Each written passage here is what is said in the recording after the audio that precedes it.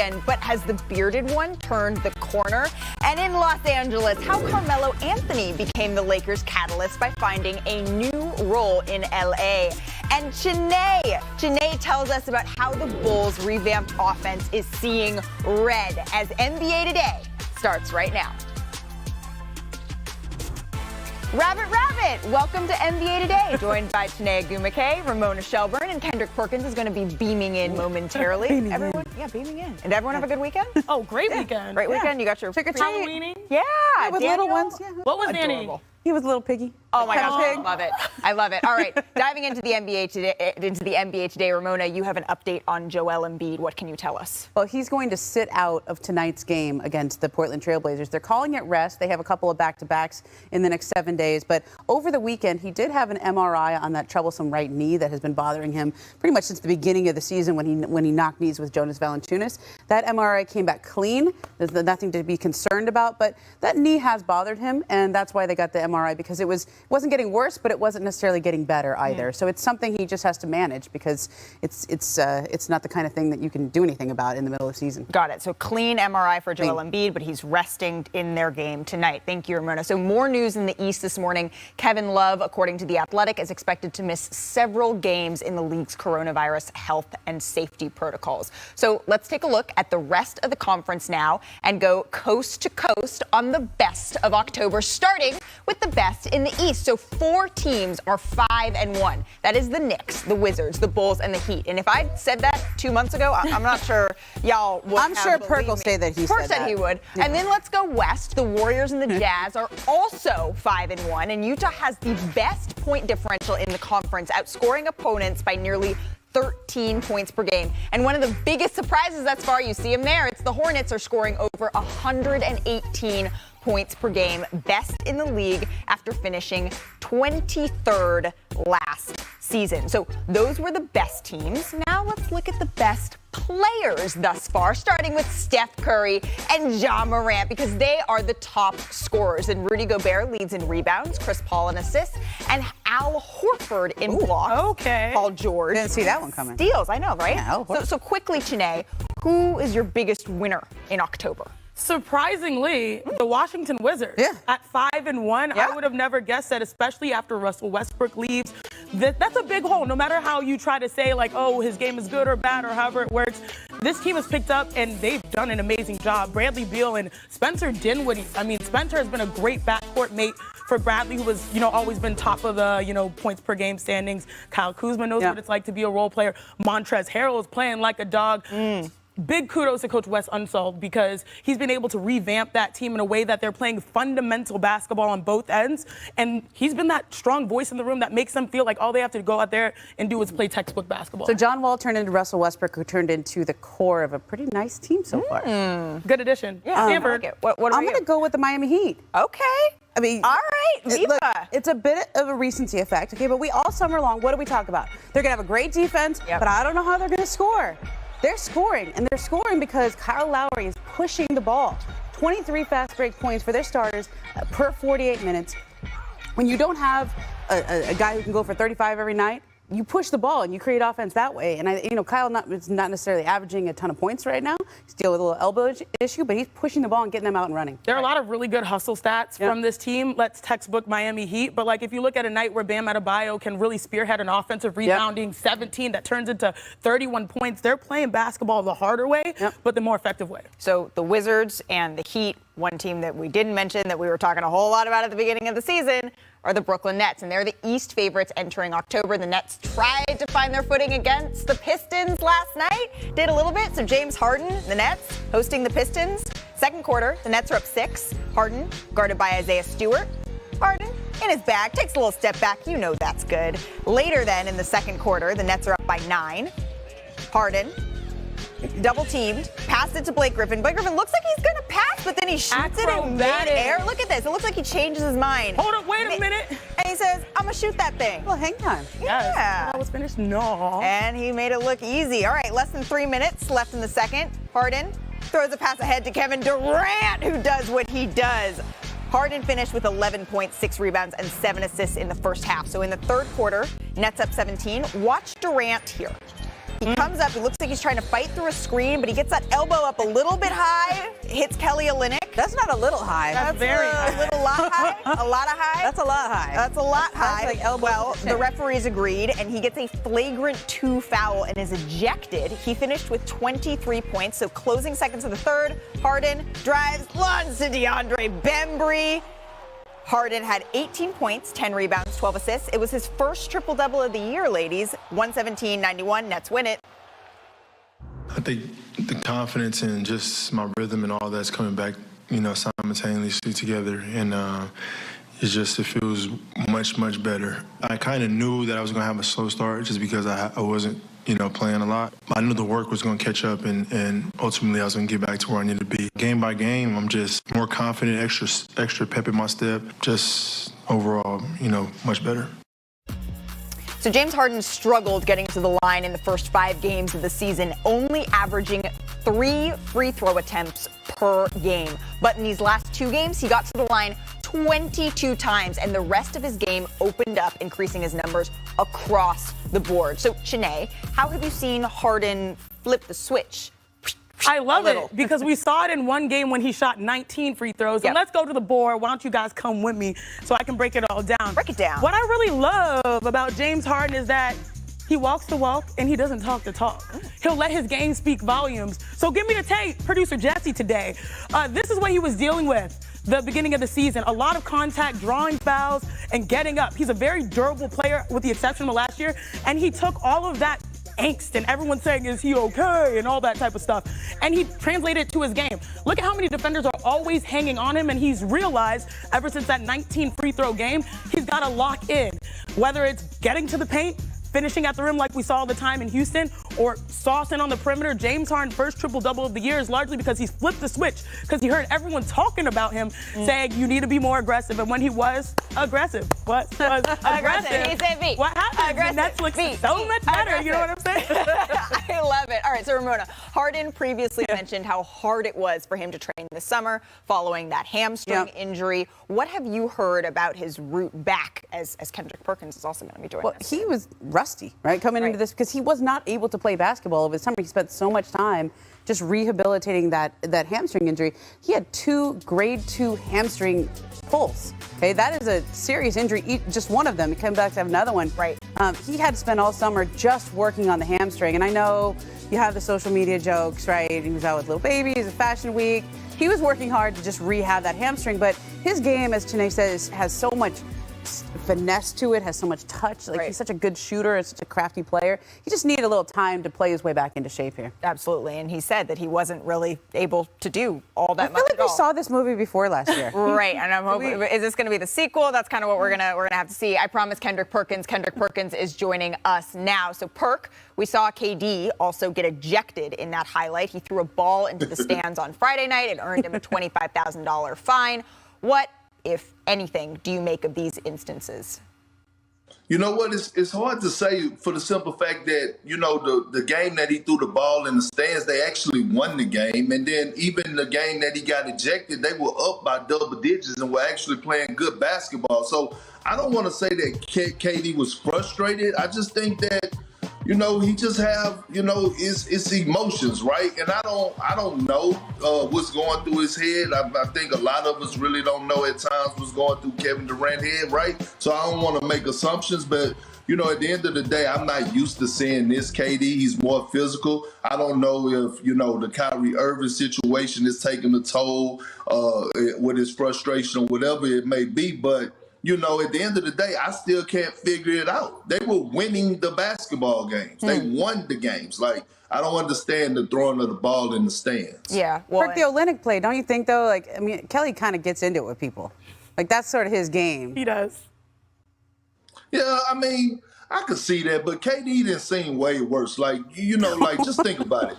Battling with PJ Tucker, it doesn't get any worse than that, right? He didn't battle with PJ Tucker throughout the series. is nothing that Kelly Olynyk could do to frustrate him. Like, you know, I don't know. I can't really tell. Well, with Kevin Durant. I do know a little bit, my brother Perk. I do think that this emotional reaction right now, what are they, 2-3 or so on the season? I think that a lot of people have been talking about their team. And KD, I'm actually happy that he has shown a little, energy emotionally, but like, make sure everybody's safe, whether it's a player, Kelly Olynyk, or the fan, you got to make sure everyone's safe. But like you saw at the end of my breakdown, James Harden flexing and emotional. Yeah. That is very rare. These are two guys that are typically methodical and almost robotic when they play the game. And I think that that's a lot of the pressure that they're hearing, and they're trying to turn that pressure into performance, which they have. That sometimes, when your coach gets ejected, it galvanizes people. And you're raising the roof. They were able to win those 2 games, as Kendrick Perkins mentioned. And then Kevin Durant said, I was really just trying to fight through the screen. And looking back on the replay, it was a little physical. He also, ref said he should have been ejected when he threw that ball into the stands when they looked back at the replay. So those were 2 instances that could have gone differently than they did. But hey, what do they say? At the end of the day, winning cures everything. And speaking of winning, coming up, it is the top of the top. We show you the best from around the association, including the best Halloween costumes. And Draymond Green loves the way the league is calling or not calling fouls. Is the league in a sweet spot with its physicality? Plus, we look back on the diamond anniversary of the first ever game. Next on NBA Today. It has to be LeBron, right? Was that Freddie Krueger? Yeah. Oh, yeah. LeBron, for sure. Okay. I just got my cashback map. At least 2 to 3 more weeks. So, Chiney, you've been through these long rehabs. How did you manage the noise around you, and what advice do you have for Zion? Exactly. I mean, it's literally eradicating that noise. And, you're going to be a part of public availabilities where people will have opinions on how you look or how you run or how you shoot. Forget all of that. You have one goal, getting back to the court and being productive for your team, and I would lock in on that. It will take some time for him to feel like himself, but I know it's tough because there's a lot of people saying, like, trying to microanalyze each and every appearance shot.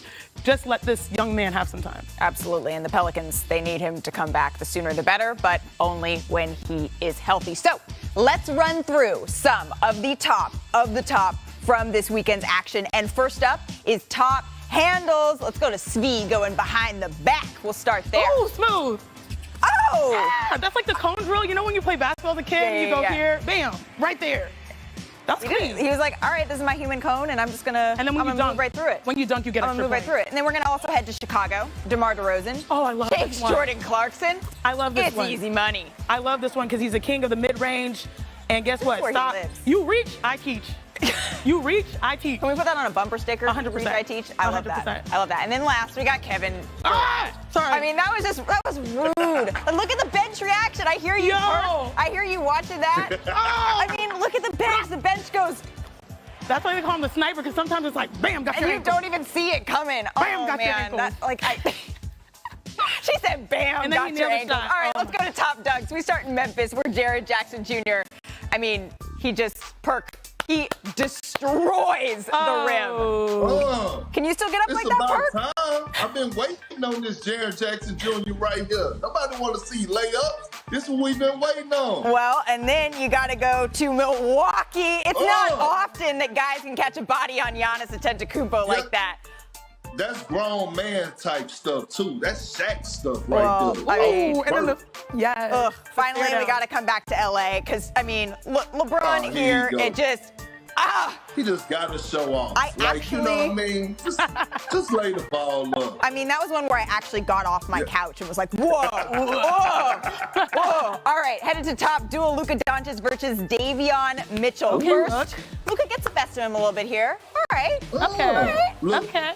Luka's talking to the bench. Like He's saying, you see that? Yeah, he's saying, you see that? Gotta have that. You gotta have it. But then you gotta go to the other side because, you know Davion's got to have a word about this. You know he does. And Perk, you love Davion. I do. Look at that defense. That's look, I haven't seen defense like that since Tony Allen. Well, that's why you love him, right? Like, that's the guy who takes it seriously. And Luka's like, all right, I got to have a little bit of respect for that, right? So then we got top first impression. Finally, Cade Cunningham made his NBA debut on Saturday. Although he didn't have the best game, he played really hard. Take a look at this.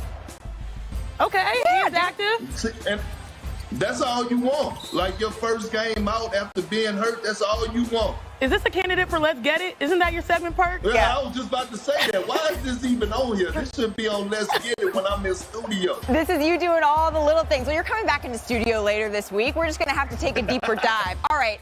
It is Halloween. Well, it was. I don't believe that we can continue it multi-days, but we do have to save a moment for top costumes because Robin Lopez and his partner Christine, like shout out Christine. I know Robin, and then I love this, the Lillards. I like that. The Lillards, Flintstone Lillards. But and the nose and the finger in the nose like a But you guys, the Lakers, I mean, they went all out. That's Russ as Chucky and Trevor Ariza as the Joker. And then I don't even understand this. All right, yeah, LeBron, amazing. That's Anthony Davis. Yeah, I had no How? How is that Anthony Davis? I don't get it. And then LeBron also had a sitting lookalike. A doppelganger. Courtside, but actually this is the Rockets rookie Josh Christopher's older brother, Pat Christopher, and he's designed clothes for LeBron and was a counselor at LeBron's camp since 2007. But the internet didn't know all of this when they just saw, wait, that looks like LeBron seeing double. And after the game, LeBron had some fun, mixing it up courtside, tweeting, Ayo, true definition of two places at the same time. Somebody tell Patsy if he wants to be me for Halloween. Just ask. Can I be you for Halloween today? Absolutely. Can I be you for Halloween? Yeah, because we asked. So okay. that's the way now you know how it works. goes. I think we could both, like, I could sit on your shoulders and I'd be that would work. Perk. That would. Yeah. For Perk. Yeah. If I sit on your shoulders, then I could. That would be perfect. Absolutely. All right. Next year's costumes taken care of. All right. Coming up after another great performance off the bench, Carmelo Anthony explains why you shouldn't doubt his adaptability. Stay tuned to the NBA today.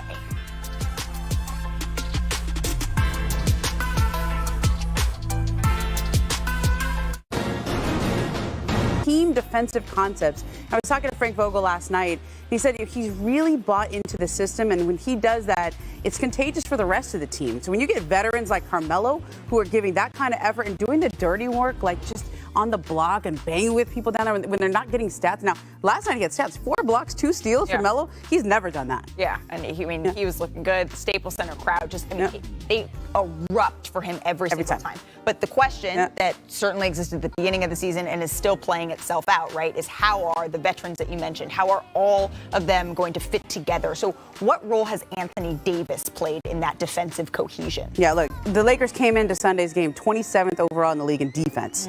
That's terrible for a team with Anthony Davis, a Defensive Player of the Year candidate every year he plays. But they moved him to the 5 yesterday, and I think that, Frank Vogel said they talked about it mostly because of Houston's lineup, and they had an opportunity to see how their smaller lineup looked. But I think this is here to stay. They look so good. They're +8 with him at the 5 there. But that starting lineup that they had, their net rating over the course of the season has not been good at all.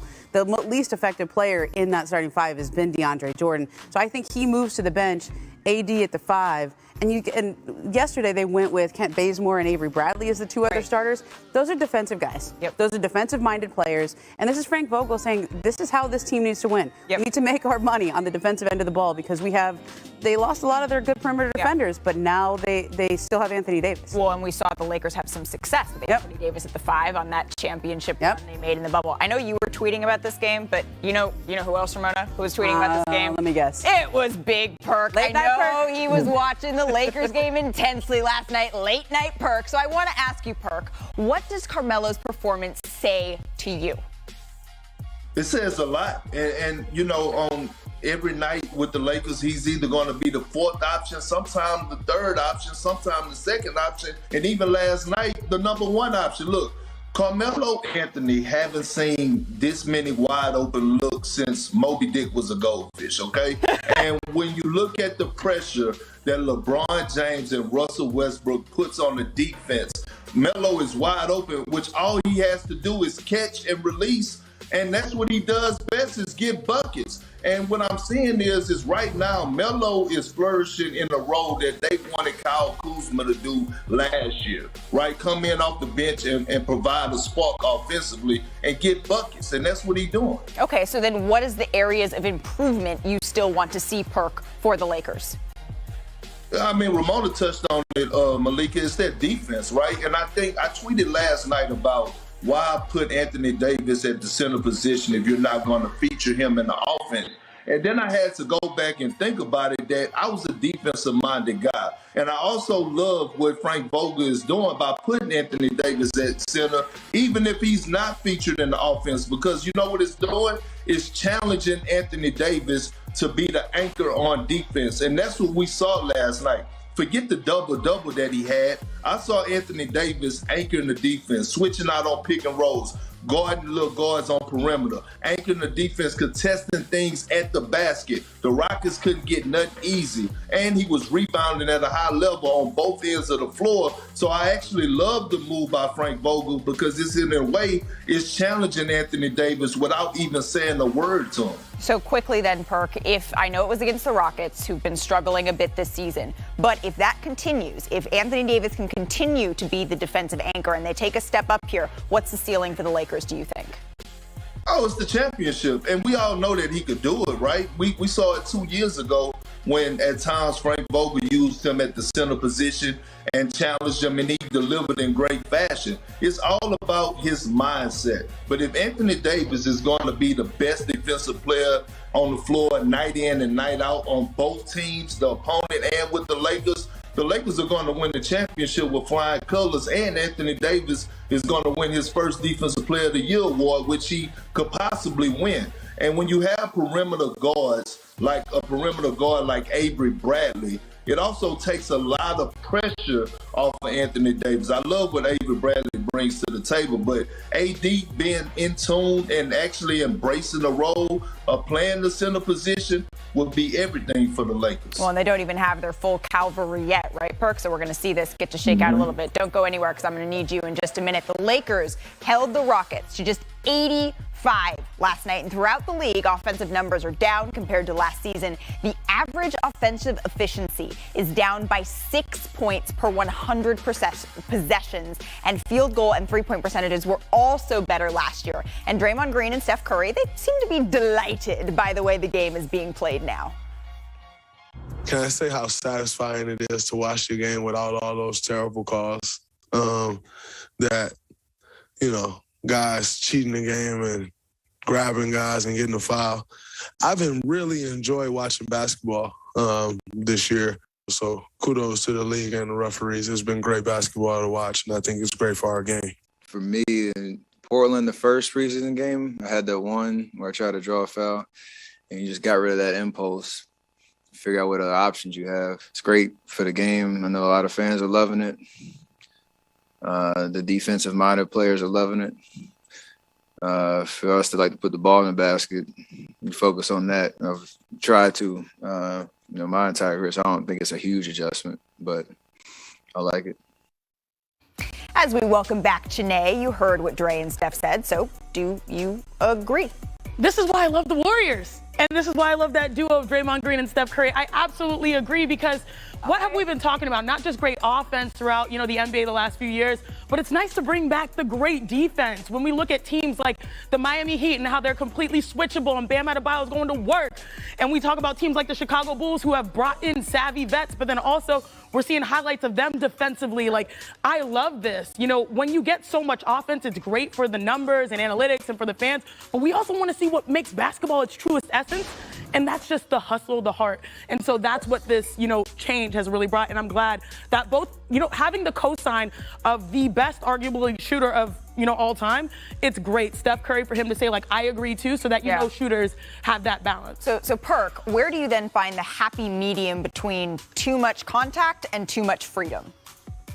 Well, I'm just loving it overall. And I think you got to find the balance, but offensive players are getting challenged, okay? And that's the good thing about it because guess what? They always say good D, but better O. And the reason being is because a person who guards one of the prolific scorers in the league, like a James Harden, it brings out the best in them, right? And I heard Chanae and I heard Ramona, giving James Harden earlier in the show, and I wanted to address them about the hamstring issue. Go ahead. What happened with James Harden is that he heard the noise as well, right? He had to adjust to the foul call situation, and he did just that, and he delivered in great fashion right now in the past two games. But look, Good defense is going to bring the best out of great offensive players. And I love watching the game because now it's physicality. Now it's not refs stopping the play all the time. And now you're starting to see low-scoring games. You're starting to see games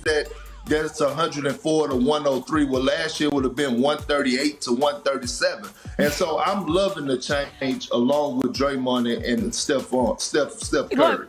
Look, I have no problem with you, Big Perk. I want no smoke, and we're on the same page. And I want to give this one example. So if I'm going to touch Big Perk, normally I would not be able, if he was a guard, I would not be able to touch him again until he enters the paint. That's how hard playing defense is. Where should I touch him? On his face? Wherever. So if I touched him here as a defender, I could not touch him again until he entered the paint. Right. That was near impossible for defenders. So I think I'm really glad for that focus point. I knew this was going to have this discussion with because I got two bigs in here. I need a guard. Can someone send me a guard so I can get their opinion on this? Really, point guard Momo. We got to get her in here. All right, Wednesday on ESPN and the app. Trae Young and the Hawks take on KD, James Harden, and the 95th anniversary of the first game in league history. It tipped in 1946, and we have actual footage of that game where the Knicks opened the season on the road against the then Toronto Huskies. And no, there was no bing bong back then, but the Knicks did score the first ever bucket, so take a look.